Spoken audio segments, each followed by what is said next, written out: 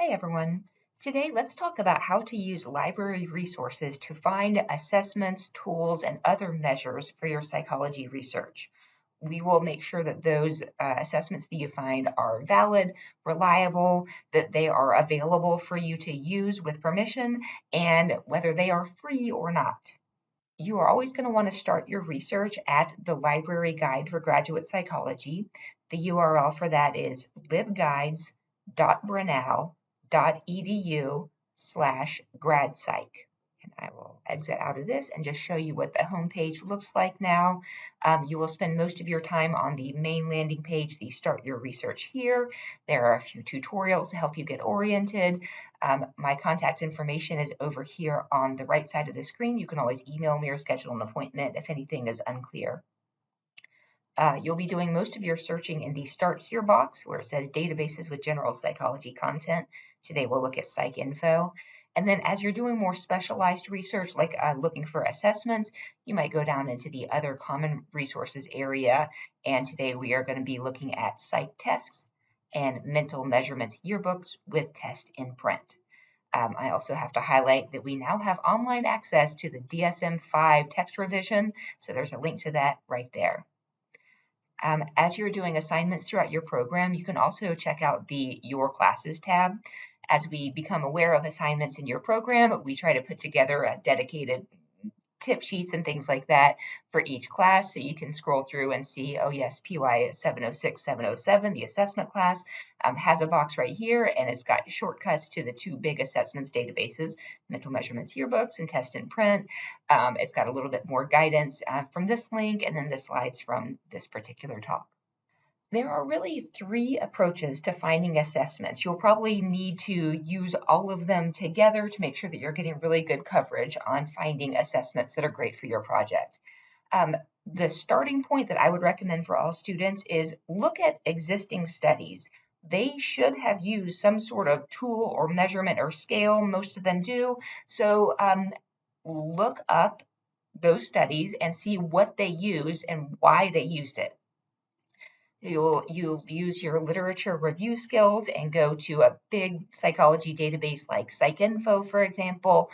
Look up studies on your topic and check out their method section to see what they used. Then later on, you can go and check to see if you can get your hands on those tools and whether they're valid or reliable in specialized databases like Mental Measurements Yearbooks and PsycTests. For example, I will hop out of the slideshow and I will go to the landing page of the LibGuide. And we are not getting into those specialized assessment databases just yet. We're just going to go into regular old PsycInfo, just like we've searched a lot of times. And I want to point out that all three of the databases we are going to look at today will look almost identical. They are all from this company, EBSCOhost, so they all have this big white landing page, and you have to really double check yourself. Yes, I'm searching in PsycInfo right now. So I always like to click on Advanced Search, and I will look for the concept of, how about childhood bullying? So bullying and child. Okay, and as you guys remember from your literature review searching, what we're doing here is combining these two different terms. So we're looking for the idea of bullying, and we're looking for the idea of children. And I put child with an asterisk there to make it bring up all words that start with C-H-I-L-D. So child, childhood, children, all of that.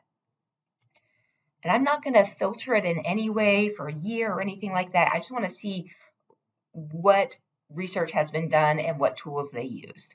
So I will click on the first example here, maternal depression and bullying victimization. Click on the title of that and scroll down. And they very nicely have a section labeled Test and Measures, and it lists out the two tests and measures that were used in this study. And I'm noticing that neither of these have the word bullying in it. So you always want to be keeping your eye out for what are some alternate terms for my concept. How can I broaden my search or figure out if there are other ways of describing my topic? So it looks like peer victimization might be a term that I use in addition to bullying. Okay, so they've been very nice to just label the tests and measures for us.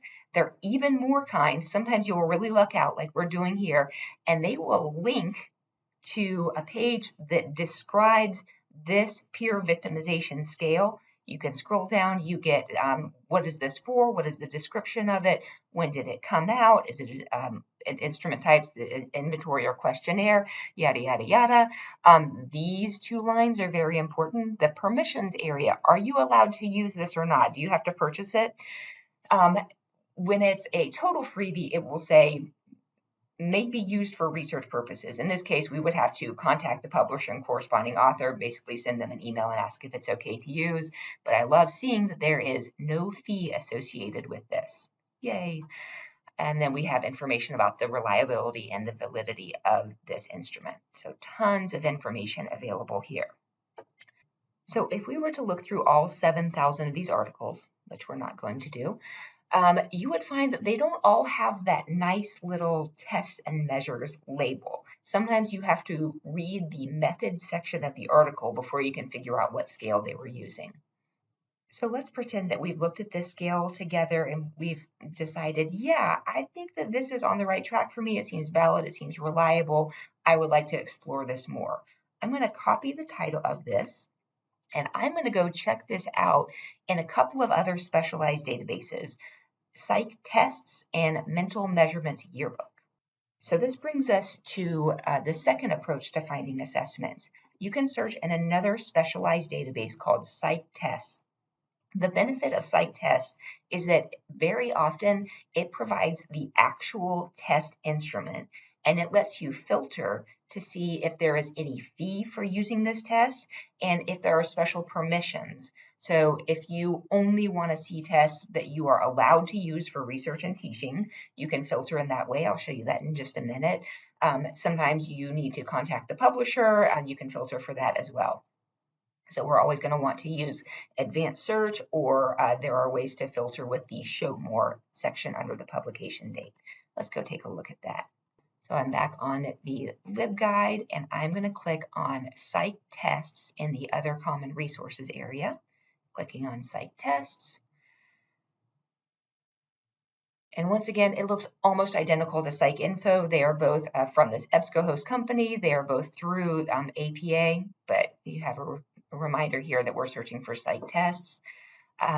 If you click on Advanced Search, you can narrow down by the test type that you're interested in, the test methodology, age groups, gender, instrument type, permissions. This is where you could say, I only want to see instruments that are available for research or teaching, or you can say, I'm fine with contacting the publisher. I just, don't really want to pay. And gosh, where is our fees section? Oh, here we go. Fees, yes, no, or unknown.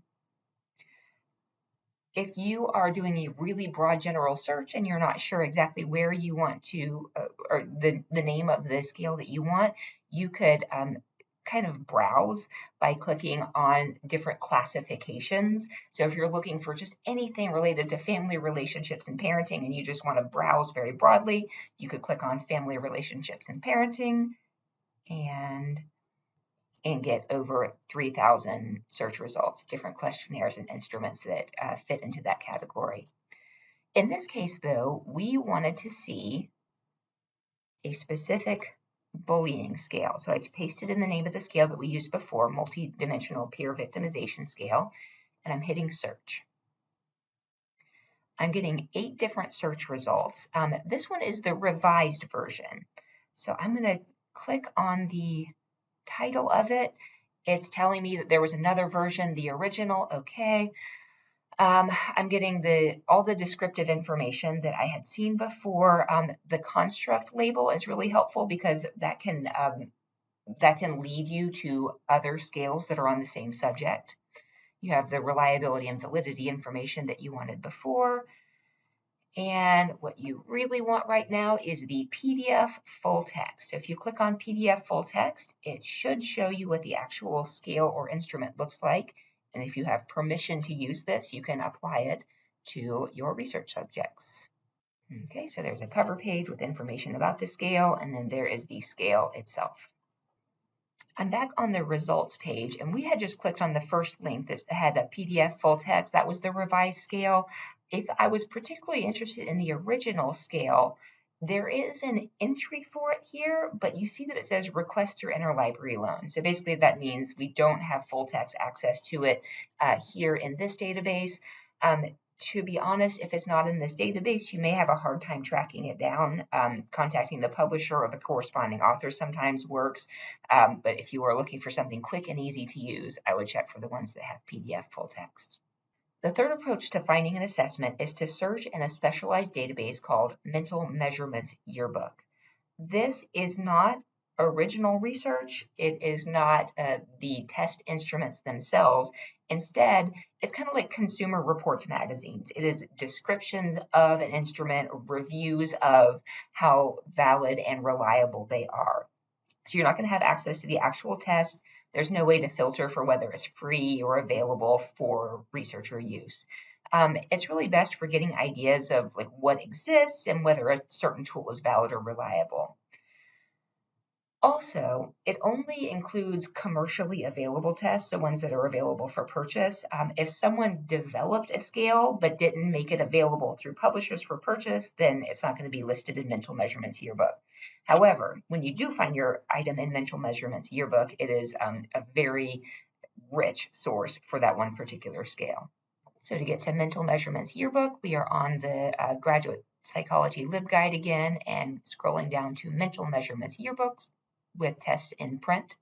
And just like before, it looks identical to the other ones. It has EBSCOhost, but we are searching Mental Measurements Yearbook.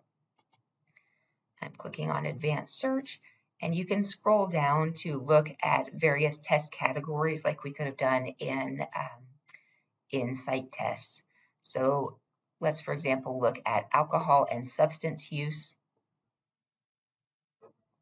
There are 38 reviewed tests in Mental Measurements Yearbook that are on the topic of alcohol and substance use.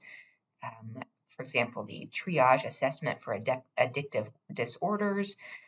If we scroll down, we get a lot of the kind of almost biographical information about the test, but then the good stuff is this long review written by an expert about how the test is applied and how valid and reliable it is, any limitations that it might have. Very helpful in that way. So those are the three main approaches that I would use for finding assessments for psychology research. If you have any questions, please contact me from the LibGuide. You can email me or schedule an appointment. Thanks. Good luck. Bye.